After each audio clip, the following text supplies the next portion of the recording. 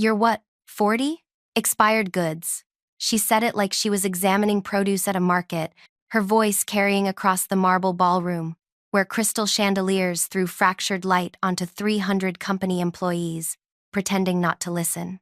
Her name was Isolde, 29, draped in emeralds that caught every eye in the room, and she was smiling the way people smile when they know nobody will stop them.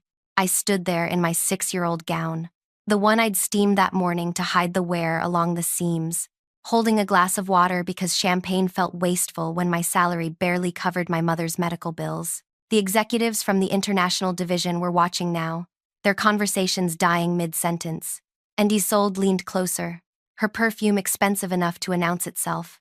No wonder you're here alone at a company gala. Who'd want someone so far past their prime?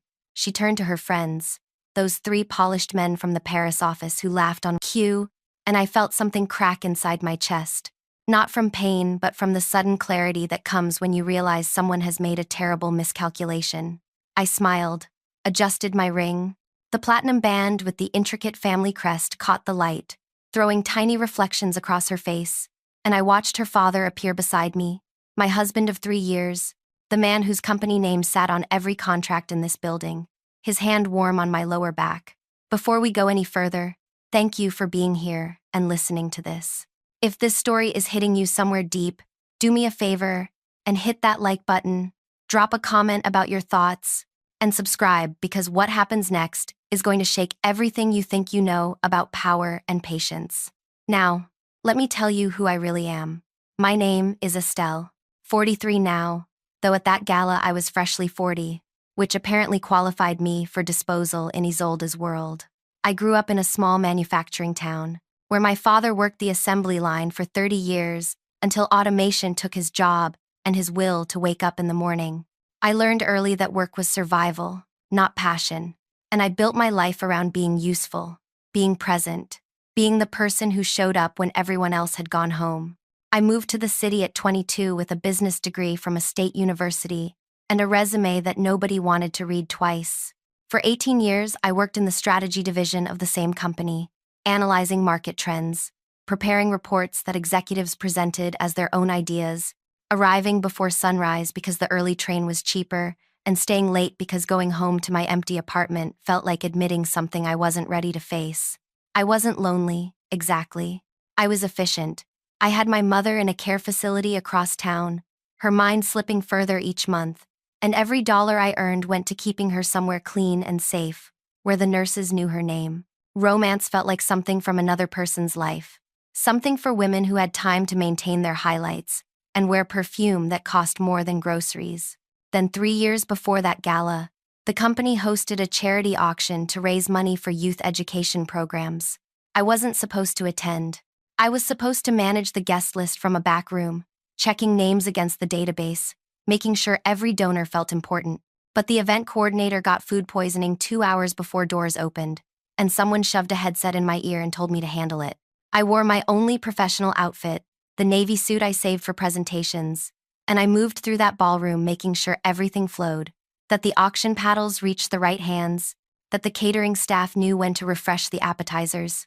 That's when I met Callum. He was standing alone near the silent auction tables, studying a collection of first edition novels, like they held answers to questions he hadn't asked yet. 73 years old, silver hair that refused to cooperate, wearing a suit that fit like it had been made for him because it had. I didn't know who he was. I just saw someone who looked lost, and I'd spent my whole life helping people find their way. The poetry collection on the end table is underpriced, I told him, adjusting my headset. Nobody's bidding because they don't recognize the author, but she won 3 international awards last year. Someone's gonna steal that for nothing. He looked at me then, really looked, the way most people don't bother. You read poetry? He asked. I read everything, I said. It's free, and it takes you places you can't afford to go. We talked for 20 minutes while I worked, about books and loss, and how grief changes the way you see people. His wife had died 2 years earlier after 47 years of marriage, and he said the hardest part wasn't the absence, but the presence of all the things that reminded him she was gone. I told him about my father, how losing his job had killed him slower than any disease could have, How watching someone disappear while they're still breathing teaches you that survival isn't the same as living. He asked for my number. I gave it to him because he seemed kind, and kindness was rare enough to deserve a response. We met for breakfast 3 days later at a diner near my apartment where the eggs were cheap and the coffee was terrible. He ordered the same thing I did, laughed at my jokes about the strategy division's obsession with color-coded charts, told me about his daughter who ran the European operations and how proud he was, even though something in his voice suggested the pride was complicated. We met again and again. He never mentioned being chairman. I never mentioned working 70 floors below his executive suite. We were just two people who'd learned that time was the most valuable thing you could give someone, and we gave it freely. 3 months later, we got married at the courthouse downtown on a Thursday afternoon. No announcement, no celebration, just us and two witnesses pulled from the hallway. Callum asked me not to tell anyone at the company, and I understood without needing explanation. My daughter has expectations, he said that evening in his apartment, which I'd just learned about. This sprawling space with floor-to-ceiling windows overlooking the city I'd only ever seen from ground level. She believes the company will be hers. She's built her entire identity around that assumption, made promises to people based on that future. I asked him why that mattered if she was capable. He was quiet for a long time. Capability and character aren't the same thing, he finally said. She's brilliant, ruthless, but she sees people as functions, not humans. And I don't know if that's something she learned or something she is. Isolde ran the European division from Paris. 32, educated at the best, international schools, fluent in 5 languages, with a track record of aggressive expansion that made the board members nod approvingly during quarterly reviews. I'd seen her name on reports, watched her presentations via video link, studied the way she restructured entire departments to hit her targets. She was good at what she did, but good and right were having a quiet war in those reports, if you knew how to read between the data. High turnover, employee complaints that were settled with money and silence, client contracts won through relationships that felt less like partnerships and more like hostage negotiations, revenue growth that looked impressive until you calculated what it cost in human terms. My life became 2 separate existences. At work, I remained Estelle from strategy, the woman who arrived at dawn and left after dark, whose ideas appeared in executive presentations without attribution, who was so forgettable that people sometimes asked my name twice in the same meeting. At home, I was Callum's wife, learning what it meant to build something across generations, to watch your legacy become a living thing that could thrive or devour depending on who took control. Callum talked about the company the way other people talked about children. He'd built it from 6 employees in a warehouse to 11,000 people across 14 countries. Every decision he made carried the weight of all those lives, all those families, depending on stability in an unstable world. I wanted to leave it to Isolde, he told me one evening, his voice heavy with something that felt like mourning. I wanted her to care about it the way I do, but she cares about winning, and winning isn't the same as sustaining. I started paying closer attention to the European numbers, not because Callum asked, but because I'd spent 18 years learning how to read what reports didn't say. Isolde's division showed consistent growth, quarter after quarter, the kind of trajectory that made investors excited. But underneath that growth was something uglier. She'd restructured the Paris office 3 times in 2 years, cutting staff and redistributing work until the remaining employees were drowning. She'd entered new markets by underbidding established competitors, then raising prices once she'd driven them out. She'd fired a 56-year-old department head who'd been with the company for 23 years because his numbers were stagnant, replacing him with someone half his age and half his salary. Every move made sense on a spreadsheet. Every move destroyed something that couldn't be quantified. Isolde returned from Paris for the annual company Gala, the event where executives networked and employees pretended they were part of something bigger than their job descriptions. She'd been back for 3 days, meeting with board members, having private dinners with the investment team, building alliances for the transition she believed was inevitable. I'd seen her once in the hallway outside Callum's office, her voice carrying through the heavy door. "Father, the company needs younger leadership, someone who understands how to move fast in changing markets. You've built something incredible, but it's time to let it evolve."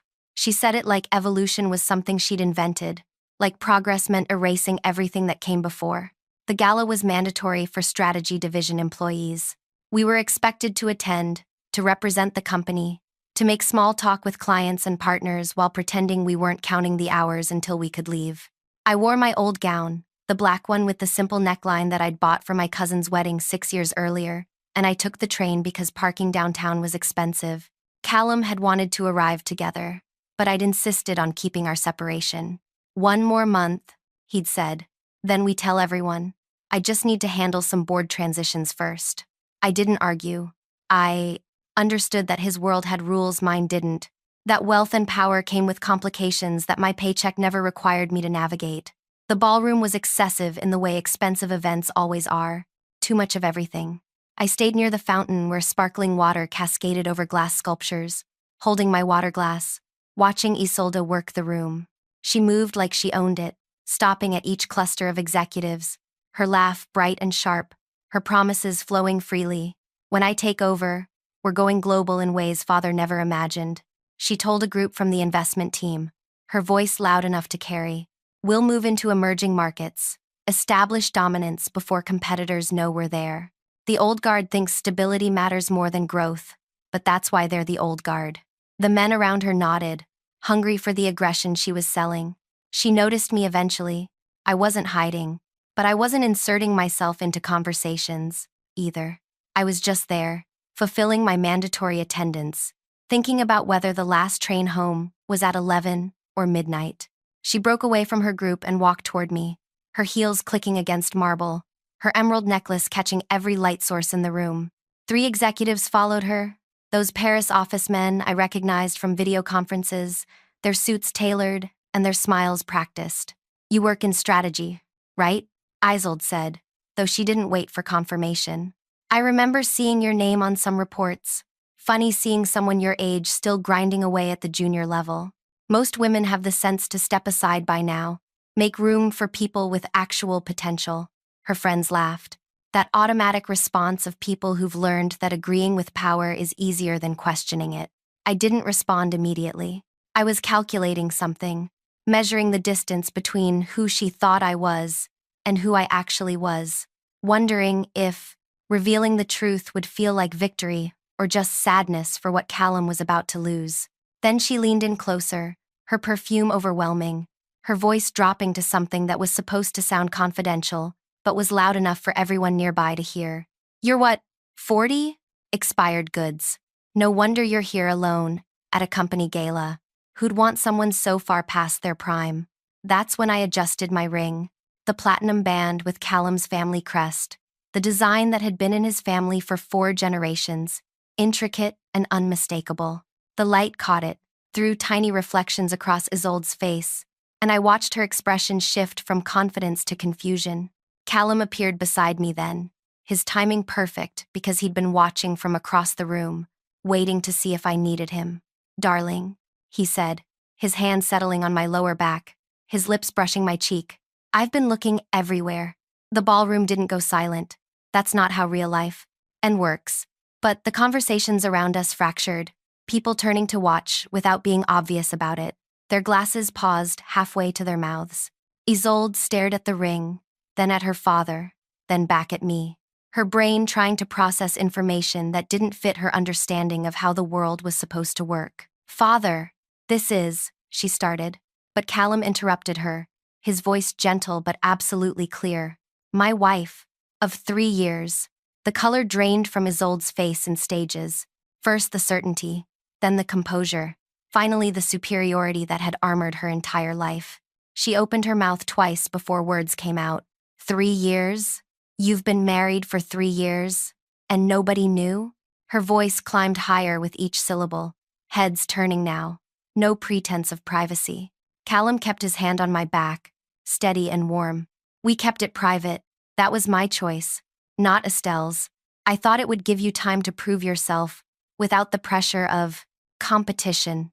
Isolde's laugh came out sharp and wounded. "Competition? With her? She's nobody.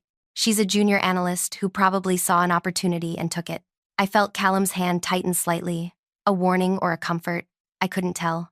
but I spoke before he could. I didn't know who he was when we met. I was managing a guest list. He was alone at an auction. We talked about books. The simplicity of it seemed to enrage her more than any elaborate defense would have. Books, she repeated, like the word tasted rotten. My father married someone who makes poverty wages because they talked about books. One of the Paris executives cleared his throat, suddenly fascinated by his champagne glass. The others found reasons to drift away, their loyalty to Isolde apparently conditional on her maintaining the upper hand. She watched them go, something crumbling behind her expression, then turned back to Callum. Does the board know? He nodded. They've known for 2 years, I informed. Then once it became clear this wasn't temporary. Isolde's hands were shaking now, her emerald necklace catching the light with each breath. This is why you've been stalling on the succession plan. This is why every board meeting ends with more delays, more evaluations, more requirements. Callum's voice stayed level, but I heard the sadness underneath. The succession plan has nothing to do with my marriage. It has everything to do with whether you're ready to lead 11,000 people towards something sustainable. She looked at me then, really looked, and I saw her doing calculations, trying to figure out what I wanted, what threat I posed. What's your play here? You think marrying him gives you claim to the company? You think you can push me out? I met her gaze. I don't think about you at all. I think about my job. I think about my mother. I think about my husband. You don't factor into any of that. The honesty of it seemed to knock something loose in her. She stepped back, her heel catching on the marble, and Callum reached out instinctively to steady her. She jerked away from his hand like it burned. Don't touch me. Don't pretend you care when you've been lying to me for 3 years. She looked around the ballroom, at all the employees and executives now openly watching, their phones probably already broadcasting this across company message boards. Everyone's going to know about this by morning. Everyone's going to see that you chose some random middle-aged nobody over your own daughter. Then she walked away, her composure reconstructed enough to keep her spine straight, her exit swift enough to suggest retreat without admitting defeat. Callum exhaled slowly beside me. That went better than I expected, he said, and I couldn't tell if he was serious. We left the gala 20 minutes later, ignoring the stares and the whispered conversations.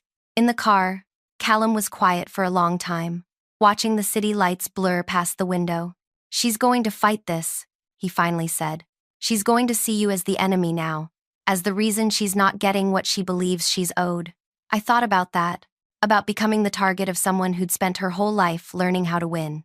What do you want me to do? I asked. He turned to look at me, his face tired in the dashboard light. I want you to be yourself. I want you to keep doing what you've always done, and I want you to understand that what comes next won't be easy. He was right. By Monday morning, the entire company knew. I walked into the strategy division at dawn like always, and the usual quiet hum of early workers had shifted into something else.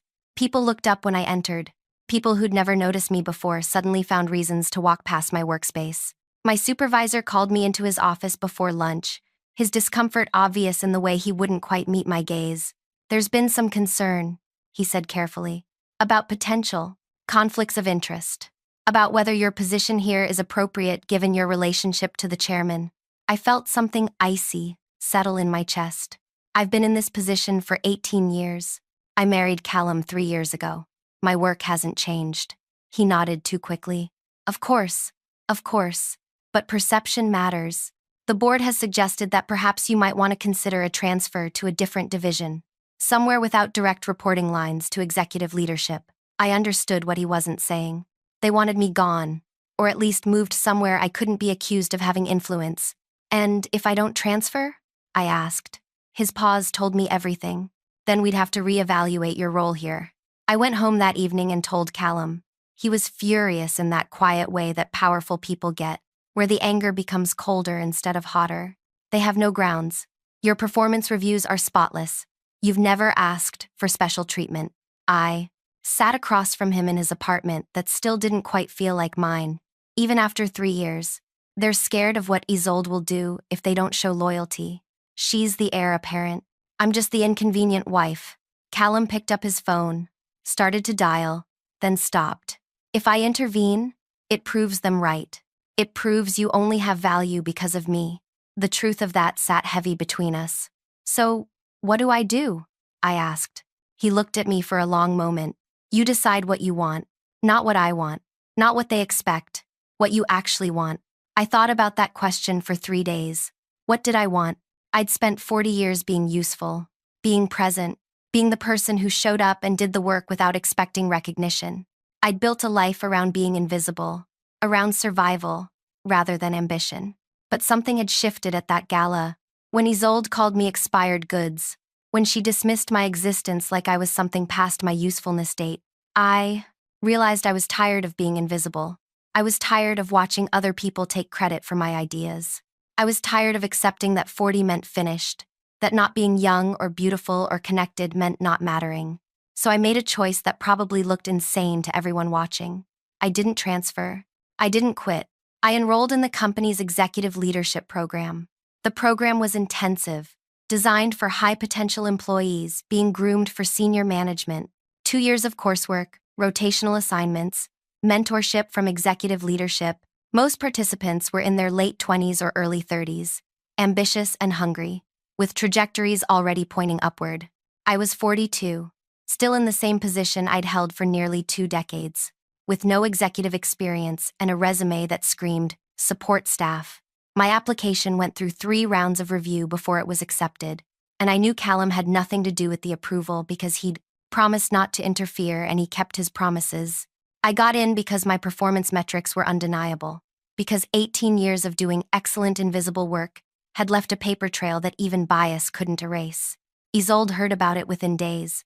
She was back in Paris by then, running her division from a distance. But the company communication networks carried information across oceans faster than official channels ever could. She called Callum on a Friday evening, her voice loud enough through the speakerphone that I could hear every word from across the room. She's enrolled in the leadership program? Your wife is trying to position herself for executive management? Callum stayed calm. Estelle makes her own career decisions. This has nothing to do with me. Isolde's laugh was brittle. Everything she does has to do with you. She's nobody without your name. And now she's trying to take what's mine. Callum's voice hardened then. The company isn't yours. It's never been yours.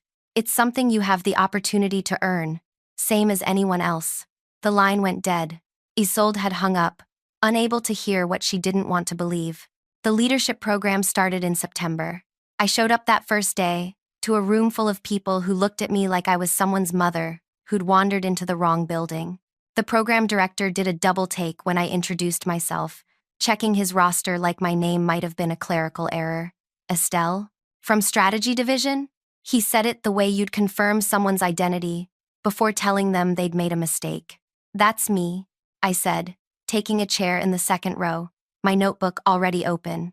The coursework was brutal: financial modeling, strategic planning, organizational psychology, international market analysis. We had assignments due weekly, case studies that required 40-hour deep dives, presentations to actual executives who asked questions designed to expose weaknesses. I studied the way I'd studied in college, when every grade mattered, because scholarships were the only thing standing between me and dropping out. I stayed up until 2 in the morning, reading market reports. I practiced presentations alone in my apartment until the words felt natural. I asked questions in class, even when I knew they might sound basic, because learning mattered more than looking competent. The younger participants were brilliant and brutal in the way young, ambitious people often are. They formed study groups that didn't include me. They networked at happy hours I wasn't invited to. They made jokes about the program letting in diversity candidates that weren't explicitly about age but didn't have to be. I didn't fight for inclusion. I just kept working, kept learning, kept showing up prepared. By the 3rd month, something shifted. I answered a question in class about supply network vulnerabilities that none of the younger participants had considered, drawing on 18 years of watching how information actually flowed through the organization. The instructor paused, made a note, asked me to elaborate. I did. After class, 2 of the younger participants approached me. That thing you said about informal communication channels, one of them said. Could you explain that more? We're working on a case study about organizational change management. I spent an hour in the cafeteria breaking down what I'd learned from nearly 2 decades of being invisible, watching how decisions really got made, how influence actually moved through systems. They listened. They took notes. They started inviting me to study groups.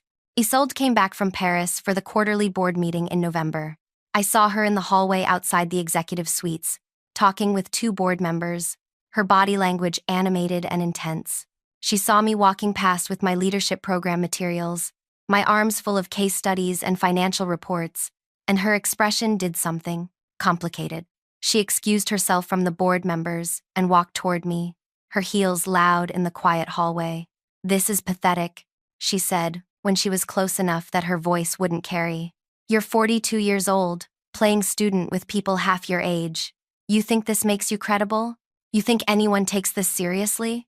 I looked at her, this woman who'd had every advantage from birth. Every door opened before she reached for the handle, and I felt something that wasn't quite pity, but close. I think learning is never pathetic. I think growing is never too late. And I think you're scared of what it means if I'm right about that. Her face flushed. "I'm not scared of you. You're nothing.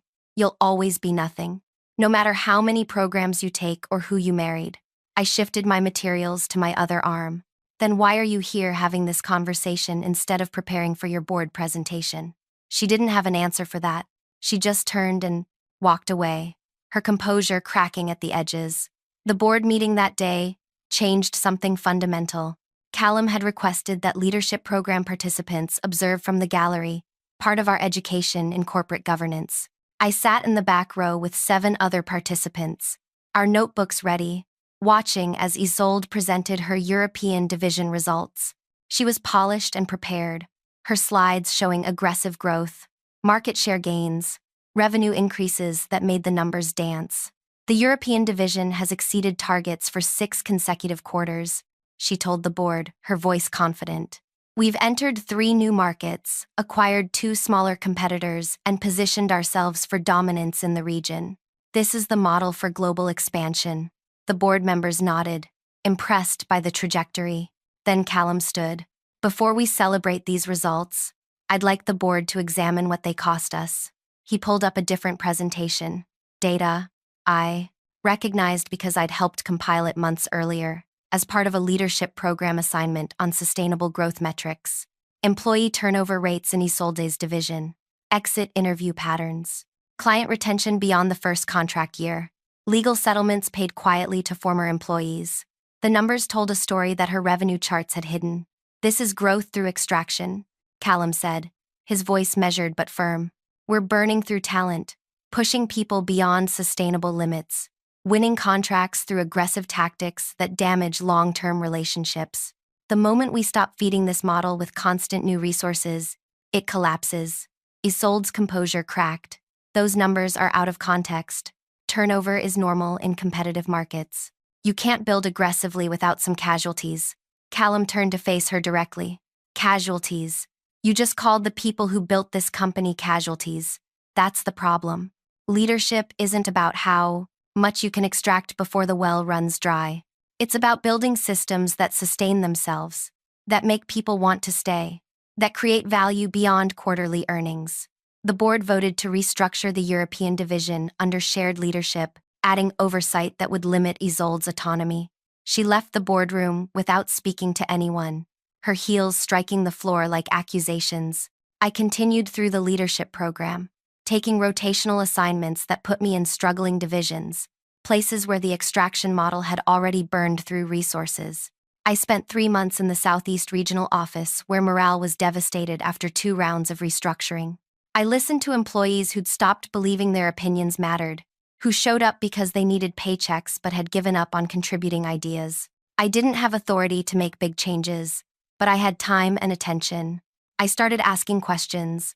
What obstacles prevented them from doing their jobs well? What resources would actually help? What decisions from leadership made their work harder instead of easier? Then I documented everything, built a transformation plan that focused on retention, on developing internal talent, on creating pathways for growth that didn't require burning people out. I presented it to my program cohort first, refined it based on their feedback, then submitted it to the program directors. They forwarded it to the board.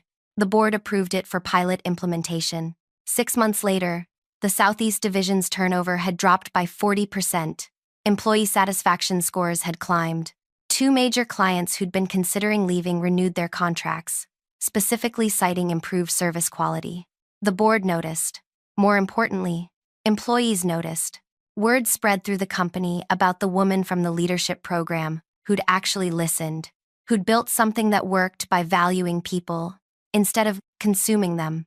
Meanwhile, Isolde's European division continued its aggressive trajectory, but the cracks were showing. 3 senior executives left to join competitors, taking institutional knowledge with them. 2 major clients switched to rival companies, later hiring those same executives Isolde had pushed out. Her revenue numbers stayed strong, but the foundation was crumbling, visible to anyone who looked beyond quarterly reports. The leadership program concluded in my second year with final presentations to the executive team. Each participant had to propose a strategic initiative for company growth, defend it against questioning, demonstrate understanding of implementation challenges. I presented a model for sustainable expansion into emerging markets, built on partnership rather than dominance, on developing local leadership rather than importing it, on long-term relationship building rather than rapid extraction. The executives asked hard questions. How would this generate returns fast enough for investors? How would we compete against more aggressive rivals? What made me think this model could work in markets where speed mattered more than sustainability? I answered every question, drawing on 2 years of intensive learning and 18 years of watching what actually worked when nobody was performing for quarterly reports. When I finished, the room was quiet. Then the chief operations officer, a woman who'd built her career on turning struggling divisions around, started asking follow-up questions that weren't challenges but genuine curiosity. We talked for 20 minutes after the formal presentation ended, about implementation details, about change management, about how to shift organizational culture toward long-term thinking. Callum said nothing during my presentation. He sat in the back of the room, his expression neutral, living up to his promise not to interfere. But afterward, in the parking structure where nobody could see us, he pulled me close and said, "You earned that. Every word, every answer, you earned it." I was exhausted, running on 2 hours of sleep and more coffee than was probably healthy, but I felt something I hadn't felt in years. Not pride, exactly. More like the quiet certainty that I'd done something real, something that mattered, something that existed independently of anyone's permission or approval. 2 months later, Callum announced his retirement timeline. 3 years, he told the board and the company, 3 years to ensure stable transition, to evaluate leadership candidates, to make decisions based on demonstrated capacity rather than assumption or entitlement. The announcement triggered exactly the chaos he'd expected. Isolde flew in from Paris within 24 hours, her fury barely contained. She met with board members individually, building alliances, making promises about returns and growth and aggressive expansion. She met with major investors, painting a picture of the company's past future. Under her leadership, all speed and dominance and market conquest. She was compelling because she believed it, because she'd spent her whole life preparing for this moment, because to her it was destiny being delayed by bureaucratic obstacles. But something had shifted in the company's culture during those 2 years. Employees who'd been through restructurings, who'd watched talented colleagues get burned out and discarded, who'd seen the human cost of extraction-based growth, started speaking up in ways they hadn't before. Anonymous feedback to the board about leadership concerns, exit interviews that were more honest about why people left, internal surveys showing what employees actually valued, what made them stay or leave.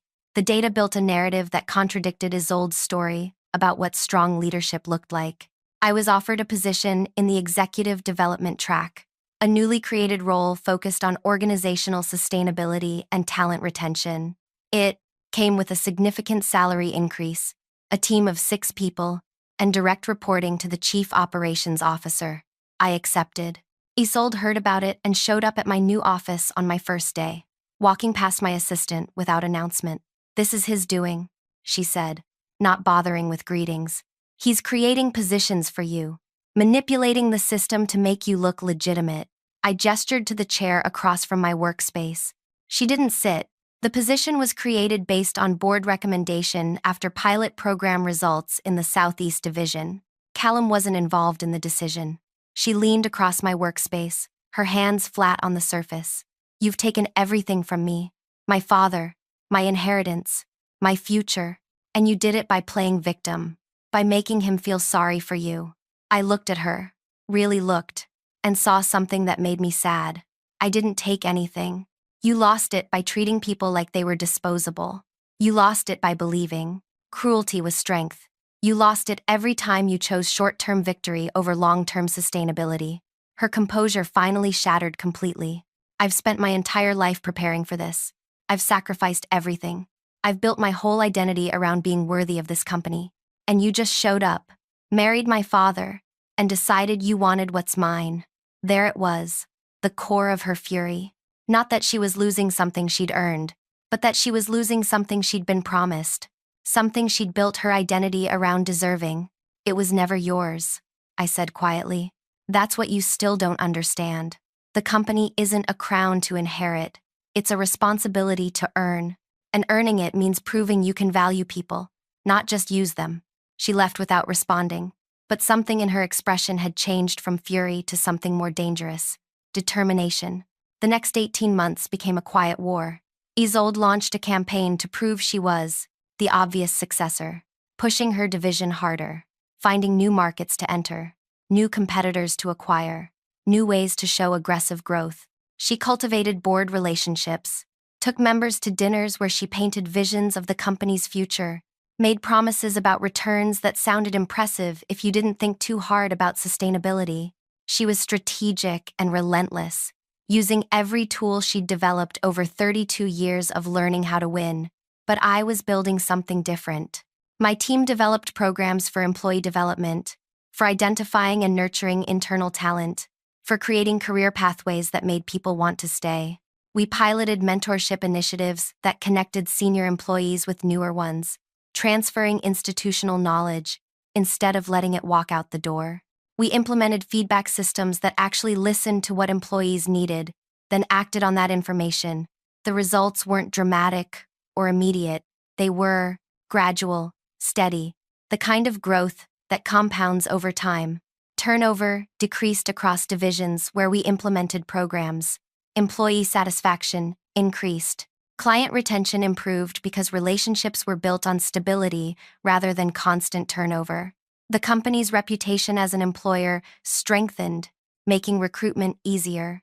Callum watched both of us, never commenting publicly on who should succeed him, maintaining his promise not to interfere. But I knew he was gathering information, watching how we operated, measuring not just results, but methods.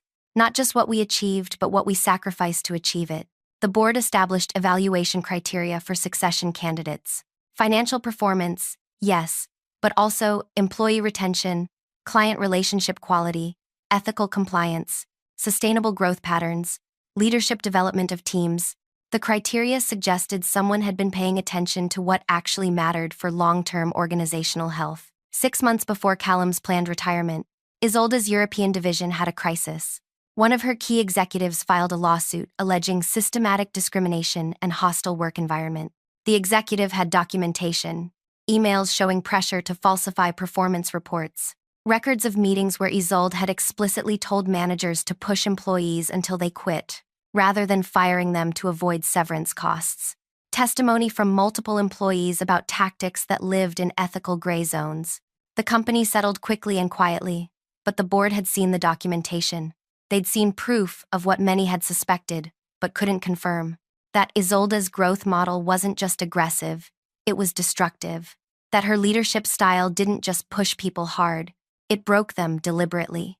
The board met privately without Callum, using an outside consultant to facilitate discussion about succession options. They reviewed 3 years of performance data across multiple dimensions. They interviewed employees at every level. They examined not just what each candidate had achieved, but how they'd achieved it, what they'd built versus what they'd consumed. Then they made their decision. The announcement came on a Tuesday morning, delivered to all employees simultaneously through the company communication system. The board had selected the next leader. My name appeared in that announcement, not because I was Callum's wife, but despite it. The message outlined the evaluation criteria, the process used, the unanimous board vote. It emphasized that succession had been based on demonstrated capacity to lead with both vision and integrity, to build sustainable growth, to value people as the company's most important resource. I was in my office when the announcement went out, preparing for a team meeting. My assistant appeared in the doorway, her face showing something between shock and joy. "Did you know?" she asked. I shook my head. The board had kept their deliberations completely confidential. My phone started buzzing immediately. Messages from colleagues, from leadership program participants, from employees I'd worked with in various divisions. Most were congratulatory. Some were surprised. A few were angry, believing Isolde deserved the position by virtue of bloodline. Isolde showed up at my office an hour later. Her face was composed but colorless, her movements precise in the way people move when they're holding themselves together through force of will. "This was always your plan," she said from the doorway. "From the moment you met him. Marry the chairman. Position yourself. Take what wasn't yours." I stood up, faced her directly. "I met your father at a charity auction, where I was managing a guest list. I married him because he was kind and I was tired of being alone. I joined the leadership program because I was tired of being invisible. I earned this position through 2 years of work that had nothing to do with who I married."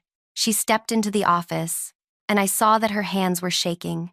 "You've destroyed my life, everything I've worked for, everything I am. You've taken it all." The pain in her voice was real, and I felt something that surprised me. Compassion, maybe, or just recognition of what it costs to build your entire identity around a single future, and then watch it disappear. "I didn't take your life," I told her. "I built my own." The board made their decision based on what they believe is best for the company. If you want to blame someone, blame the person who taught you that people were disposable. Blame the mindset that valued extraction over sustainability. Blame the choices you made every time you prioritized winning over doing right.